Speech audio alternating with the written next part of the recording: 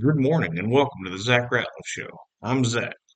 I'm glad to be with you and glad you're with me. Thank God for another day. Thank God for just good weather, really. I mean, I would say it's been great around here. Anyway, let's start off by thanking my sponsors. I'd like to thank Mortgage Financial here in Texarkana. I'd like to thank Elmwood Custom Goods. And I'd like to thank Church on the Rock, Texarkana. That's churchontherock.org. All right, let's jump right in. We're going to cover this shooting stuff. I don't usually like to talk about this kind of thing, honestly, because no one likes to talk about it. I'm not on here for just trying to generate clicks and controversy, but let's let's just you come here for some honest takes. So that's what I'm about to give you. And look, I've been in prayer on how to even handle this, how to even talk about it, and we're just going to have to tell the truth, and we're going to go boldly into that, and we're going to handle it with kindness. And kindness always isn't, that's where we need to be.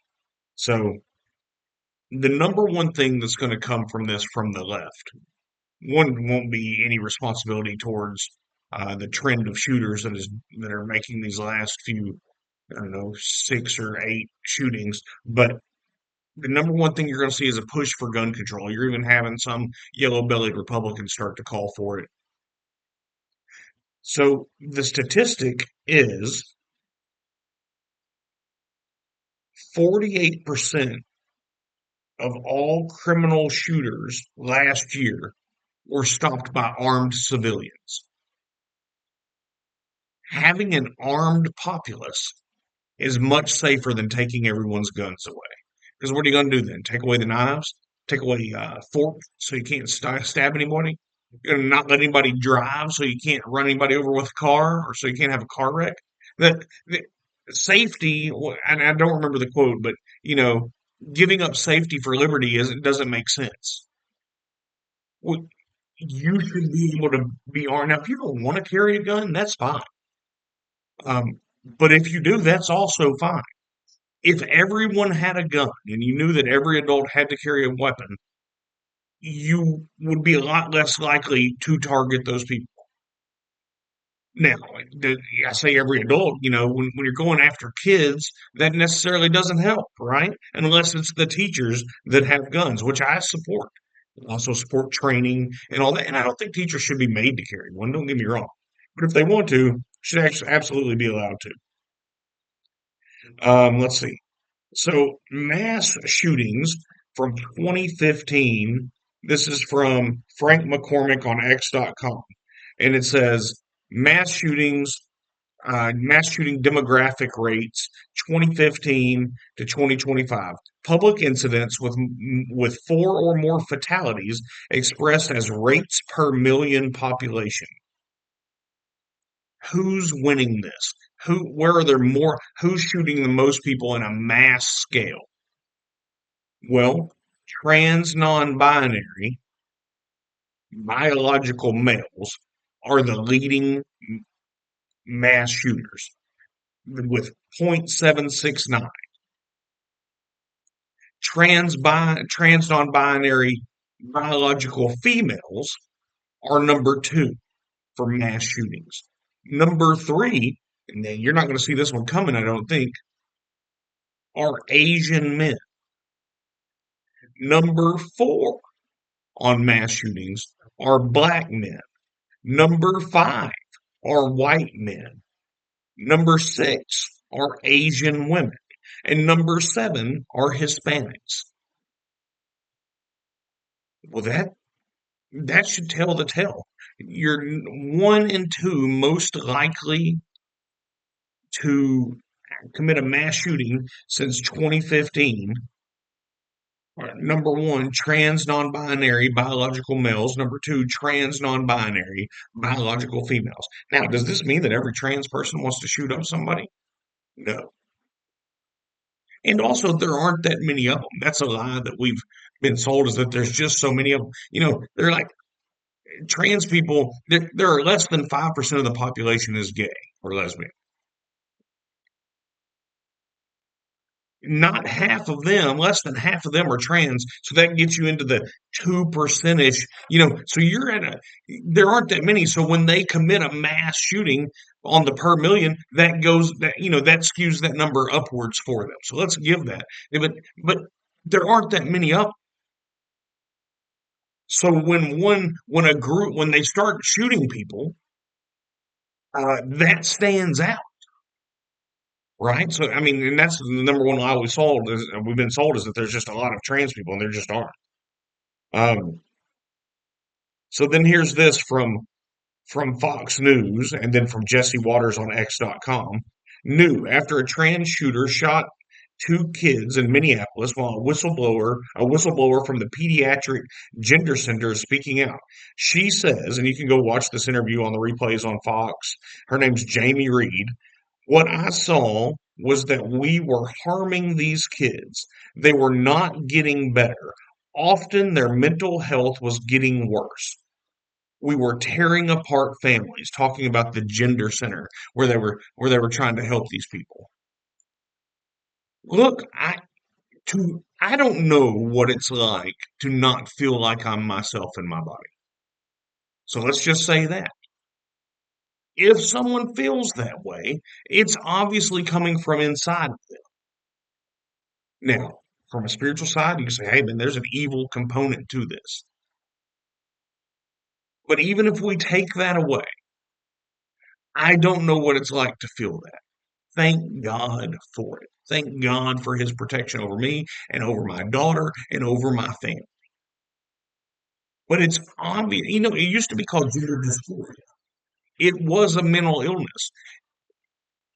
But and I don't know who, I'm not going to blame any party on this, but I'm going to say there's been a movement to normalize gender dysphoria, which was classified as a mental disorder, into such a way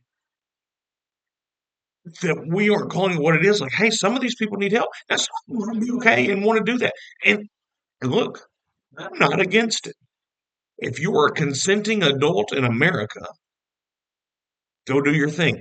But when you start altering children's minds, right? If you're gonna, a lot of times you'd say when you start brainwashing them, if you're gonna brainwash them to believe one guy's something or other, a lot of times that's called a cult, right? There's a cult.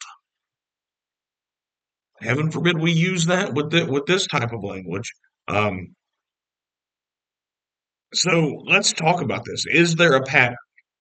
This is from Liz Churchill on X.com. The Uvalde shooter was trans. The Denver shooter was trans. The Georgia shooter was trans. The Nashville shooter was trans. The Colorado shooter was trans. The Aberdeen shooter was trans. The Minnesota shooter was trans. The Iowa shooter was gender fluid.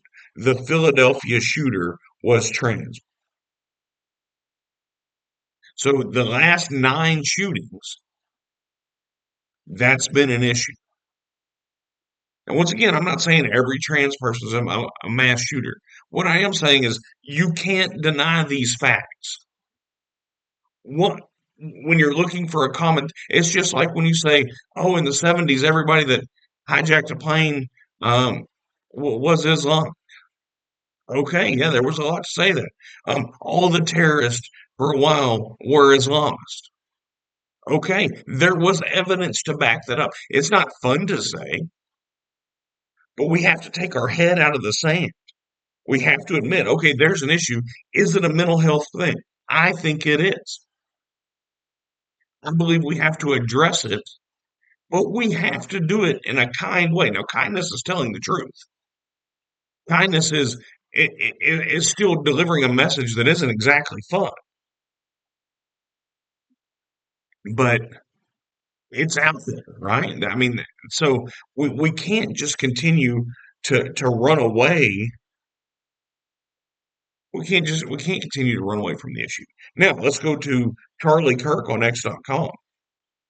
Says reminder: Governor Tim Walz, who was Kamala Harris's vice presidential candidate, Governor Tim Walz signed multiple laws in 2023 making Minnesota a sanctuary state for children to receive trans medical services.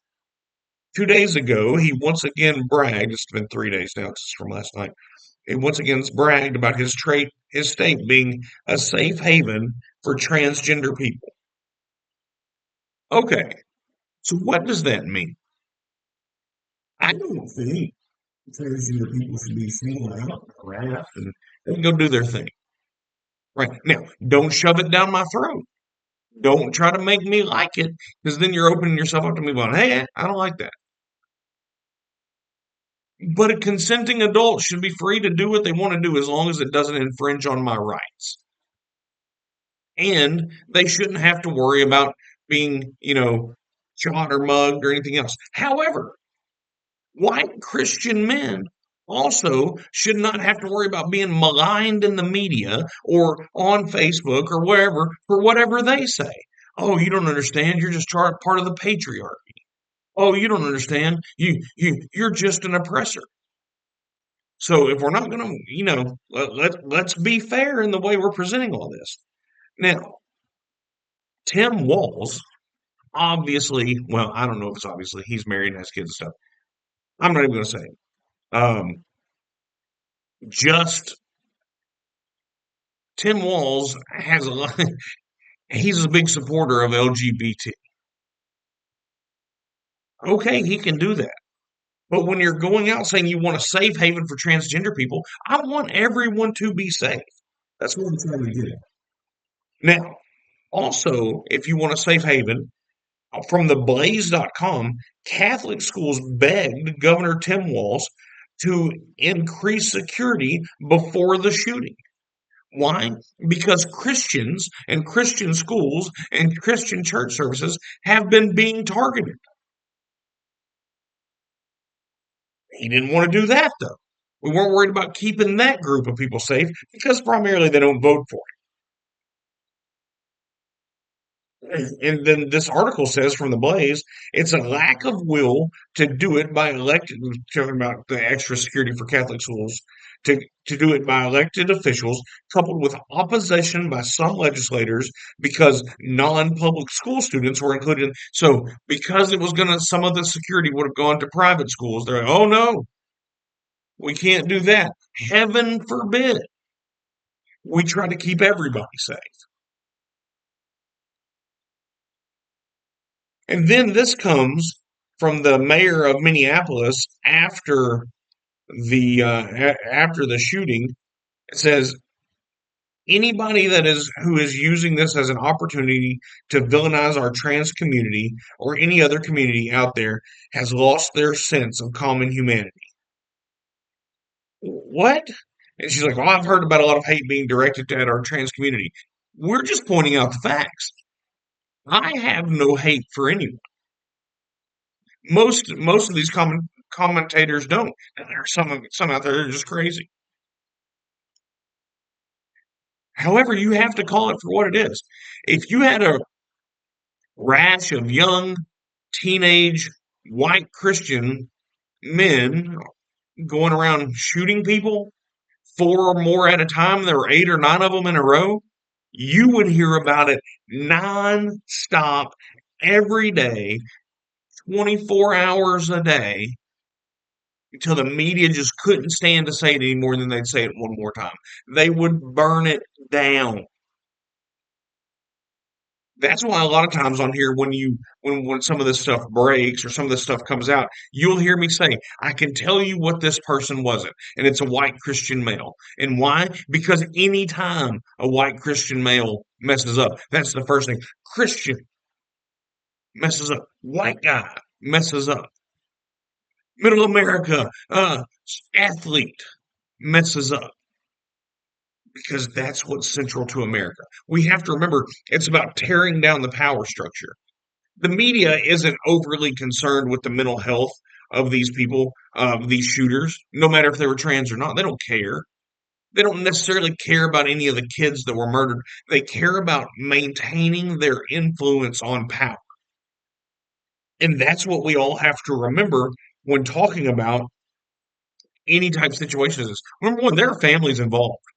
No matter the people's leanings and all that, you have to pray for these families of the shooters and of the victims. Because I promise you, the shooters' families didn't want this, right? No matter what happened, they didn't want their kid just to go nuts and start killing people. So we need to be praying for them.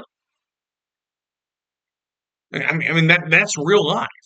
And we need to be praying for the families of the victims. And honestly, we need to be praying for our country that God not end us, that He give us time, that He lead us back to Him. And the scary thing is, when God leads you back to Him, a lot of times that's not fun. That's not a good time. Nobody ever promised us fun and a good time. We're promised freedom and to mention our rights and to hold on to our rights. But it's our job to talk about what's taking them away. So what I'm saying is all this is going to be used for a gun control push.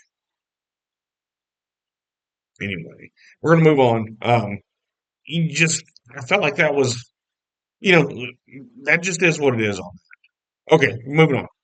From Cillian, or maybe it's Killian, Cillian on X.com. Breaking. Conor McGregor, okay, UFC fighter, has announced that he has secured the required number of parliamentary votes to confirm his candidacy for president of Ireland. Let's go, baby. I'd love to see Conor McGregor get up there and shake it up. Now, he's a wild card. And look, I don't necessarily know his political standing. I'm just for it for the disruption it's going to cause. So I'll be paying attention to this because at this point, I'm for a little disruption. And he's pro Ireland. He's pro his homeland. He's pro his country.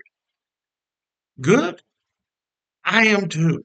I'm pro my country. I'm pro my state. I'm pro my family. I'm pro my Jesus.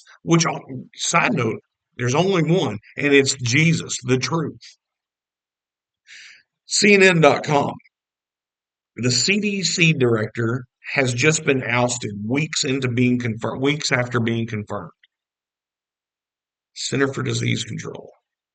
I wonder what happened. This all goes with Kennedy made some big statements about things yesterday. I just don't know what happened to her, or maybe it was Tuesday. Um, I just don't know what happened to cause this. But when someone gets confirmed and is let go within not months but weeks of being in office, there's something shaking. And I will say that I'm going to bet that the Trump team's not taking time. Like, oh, maybe you mess up. You're either for him or you're against him. And good. That's where we need to be. Let's rock and roll, baby. Let's get stuff done for the people. And if you're against that, you gotta go. That's what the president can do. You can stay or you can go, but it's at his discretion. You work where he tells you to work inside the executive branch. Now here's this talking about yellow-bellied Republicans. This from Nick Sarter on X.com. Fox News with Maria Bartiromo had Alina Habba on. She's the acting U.S. attorney where is she for? Oh, let me see. Anyway, she's saying U.S. attorney Alina Habba saying that Tom Tillis and Chuck Grassley are blocking her confirmation. Why? Why? Oh yeah, for New Jersey. So why are Republicans working so hard against our president? I mean, you've got your John Thune, you've got your John Cornyn, you've got your Chuck Grassley, and your Tom Tillis, because they're part of the swamp. They know Trump's going to be gone in 3.5 years, and they still want to maintain power. They're not worried about me. They're not worried about you. And I know I say it about Democrats all the time, but Republicans are just as bad. They get a taste of power and don't want to give it up. Am I going to tell you that, oh, I'm so much better that I wouldn't do this? Nobody knows. We don't know the pressures put on these people. We don't know the levers that are applied to them through blackmail and elsewise against them and their family. But I know they all fall in line when they get there. And the ones that don't fall in line are either voted out or minimalized. This is the way it goes. This is why we have to rein in control of our government. Now, a lot of what I've been involved in lately is talking about you can start doing that from a party level. Like here in Bowie County, like we'll have a Bowie County Patriots meeting tonight, just like every Thursday at 6 at Big Jake's in Nash. And we're going to have somebody that's running for state representative there. He's been on here, Chris Spencer. And then we talk about what we need to do for the Bowie County Republican Party and the state of Texas Republican Party and how to make sure our representatives are following what we need, are following what we want them to do, as if they represent us. Anyway, all right, moving on. X.com MAGA voice. It says Pete Hegseth, quote, hopefully by next, this is from the cabinet meeting, instead of saying Secretary of Defense, he wants it to be called Department of War. Then he says George Washington started the Department of War because he wanted us to win our wars. We don't need to be on the defense. It's not a Department of Defense, it's a Department of War. When you're the Department of War, you don't lose track of what your job is. To be the most lethal killing force to have ever been imagined. And then, through that, we'll hope it's never needed. Right? Peace through strength. I want the lion to lay with the lamb, but I want to be the lion. It's that simple. So he wants to be called the Department of War. I'm for it, Secretary Hegseth. Go get him. Okay. Man, that was a quick 21 minutes. Anyway, just remember, let's be in prayer for these victims of these shootings. Let's be in prayer for the shooters' families. And let's be in prayer for the mental health of our country. Let's be in prayer that we realize what's happening here and we address it instead of just making political comments one way or the other. Let's get to the heart of the issue. And honestly, as I said a few episodes ago, the heart of the issue for any mass shooting, for any of this that's going on, is the farther we get away from God, the worse things become. Right? The Bible's pretty clear. Hell is the absence of God. Now, hell's a real place, don't get me wrong, but God's not there. The farther we move from Him, the worse it becomes. But Zach, you said you don't want a law requiring the Ten Commandments. That's true. I don't, because I don't want someone to misrepresent them. I want it to be brought to you by someone who understands the gravity of the situation. Okay? The farther we get from God, the worse it gets. And we're seeing this, and it's in the 45 points of communism that was read into the congressional record January 10th, 1963, I believe, where it's like, hey, we got to get prayer out of school. We've got to make talking about God in public not good, and that's how you get to communism because it's all about power, everybody. All right. Anyway, I'm going to get out of here. I hope God blesses each and every one of you today, and we'll be back. We'll do it all again tomorrow.